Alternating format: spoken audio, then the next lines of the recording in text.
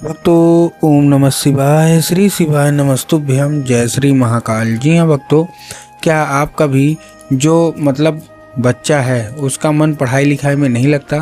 आप लोग बहुत ज़्यादा परेशान हैं उसकी पढ़ाई को लेके कि आखिरकार हमारा जो बच्चा है वो पढ़ता क्यों नहीं है।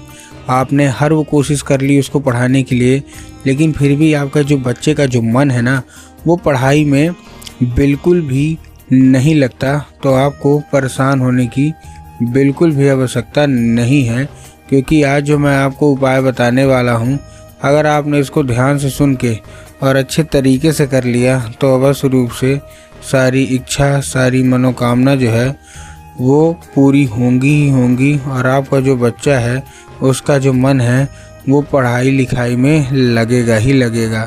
क्या करना है, कैसे करना है, ध्यान से समझिएगा। पूरा का पूरा मैं आपको उपाय बताने वाला हूँ और अच्छे तरीके से आपको समझाने वाला हूँ। तो बस एक एक उपाय आपको ध्यान से सुनना है और अच्छे से करना ज़रूर है।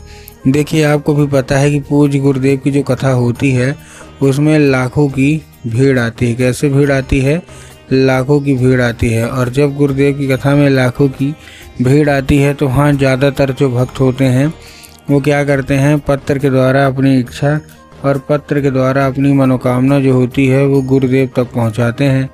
तो अभी गुरुदेव की कथा चल रही थी, आज से 4 से 5 महीना पहले की बात है। गुरुदेव की कथा चल रही थी और गुरुदेव की कथा में लाखों की भीड़ आई। अब जब गुरुदेव की कथा में लाखों की भीड़ आई तो वहाँ ज़्यादातर जो भक्त थे उन्होंने क्या किया, पत्र के द्वारा अपनी इच्छा मनोकामना जो थी वो गुरुदेव तक पहुँचाई। ठीक, तो अब जैसे ही गुरुदेव के पास पत्र पहुँचा और गुरुदेव ने पत्र पढ़ा तो वहाँ गुरुदेव ने देखा कि ज़्यादातर जो भक्त हैं उनकी क्या है, केवल एक ही इच्छा और एक ही मनोकामना है। क्या कि गुरुदेव, हमारा जो बच्चा है ना उसका जो मन है वो पढ़ाई लिखाई में बिल्कुल भी नहीं लगता। हम लोग बहुत ज़्यादा परेशान हैं उसकी पढ़ाई के लिए कि आखिरकार हमारा जो बच्चा है वो पढ़ता क्यों नहीं है। जब भी हम उसको पढ़ाने के लिए बैठाते हैं तो कहीं वो घूमने चला जाएगा, कहीं वो खेलने चला जाएगा, कहीं कुछ करेगा, कहीं कुछ, लेकिन पढ़ेगा बस बिल्कुल भी नहीं। कृपया करके कोई उपाय बता दें ताकि हमारा जो बच्चा है वो अच्छे तरीके से पढ़े, अच्छे तरीके से आगे बढ़े और पढ़ाई में उसका मन लगे। हमने उसके पीछे बहुत खर्चा किया है, कृपया करके कोई उपाय बता दें।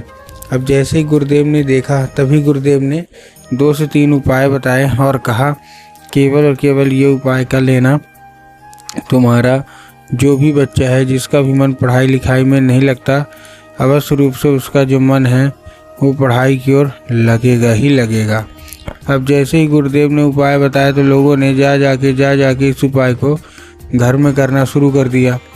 अब जैसे ही लोगों ने जा जाके इस उपाय को घर में करना शुरू कर दिया, वही लोग गुरुदेव की कथा में मात्र 1 से 1.5 महीने के बाद वापस आए। अब जब वही लोग गुरुदेव की कथा में वापस आए तो उन्होंने क्या किया, फिर से एक बार गुरुदेव को पत्र लिखा। लेकिन ये वाला जो पत्र था ये गुरुदेव को धन्यवाद के रूप में पत्र था कि गुरुदेव धन्य हो आपका, आपके द्वारा बताया गया उपाय हमने कर लिया है, हमारी सारी इच्छा, सारी मनोकामना जो है वो भी पूरी हो गई है, आपका कोटि कोटि धन्यवाद। हमारा जो बच्चा था जिसका मन पढ़ाई लिखाई में नहीं लगता था, अब वो बिना कुछ बोले, बिना कुछ कहे, केवल और केवल जो है ना वो पढ़ाई ही करता है। और ये केवल और केवल आपके द्वारा बताया गया उपाय के कारण हुआ है, आपका कोटि कोटि धन्यवाद।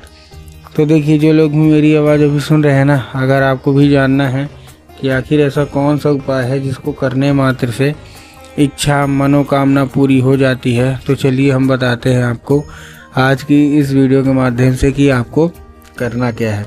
तो बस उपाय ध्यान से सुन के अच्छे से करिएगा ज़रूर। लेकिन उसके पहले चैनल पे अगर पहली बार आए हैं और आवाज़ मेरी पहली बार सुन रहे हैं तो वीडियो कर दें लाइक और चैनल को भी कर लें सब्सक्राइब, ताकि पूजनीय पंडित प्रदीप जी मिश्रा के रोज़ नए नए उपाय जो कि मैं उनकी कथा से सुनता हूँ, श्रवण करता हूँ, सबसे पहले मैं आपको प्राप्त करा सकूँ। ठीक, तो देखिए, जो हमारा सबसे पहला उपाय है, इस उपाय में आपको करना क्या है, केवल और केवल आपको लेना है केवल और केवल 3 काली तिल और साथ में आपको लेना है एक धतूरा।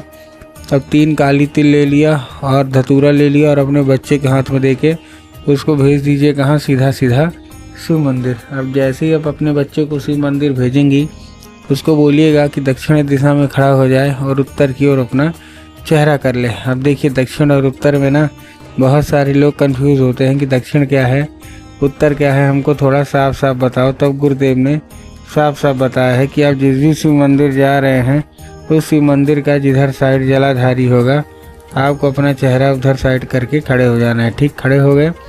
खड़े होने के बाद आपको क्या करना है, एक नाम लेके, कौन सा, महादेव का बहुत ही सुंदर सा नाम है श्रम्भेश्वर महादेव।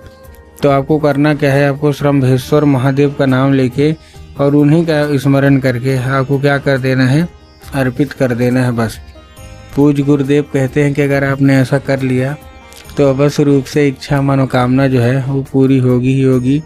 और आपका जो भी बच्चा है जिसका भी मन पढ़ाई लिखाई में नहीं लगता, अवश्य रूप से वो बिना कुछ बोले बिना कुछ कहे केवल और केवल जो है ना वो पढ़ाई ही पढ़ाई करेगा। अब जैसे ही गुरुदेव ने ये बताया तभी, ये तो पहला उपाय था। अब चलते हैं दूसरे उपाय की ओर। अब देखिए जो हमारा दूसरा उपाय है, इस उपाय में आपको करना क्या है, सिंपल सा।